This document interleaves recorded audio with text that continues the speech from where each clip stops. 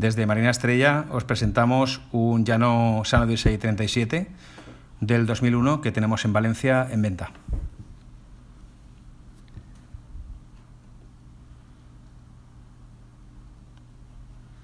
El barco tiene bandera española, impuestos pagados, año 2001, motor Volvo de 40 caballos, todo bien mantenido, documentación al día, revisiones pasadas.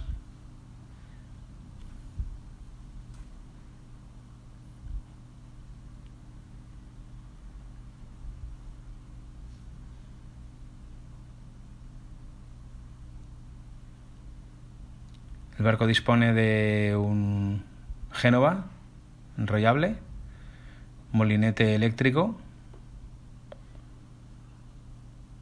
mayor, full button, la funda de mayor nueva del 2018, igual que el Bimini y la capota antirrotaciones.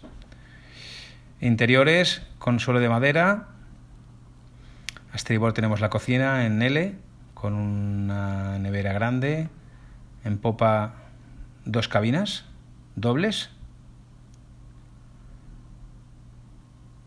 Baño grande en salón.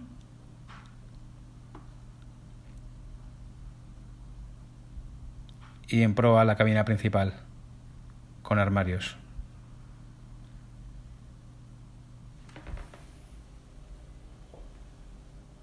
Interiores muy amplios.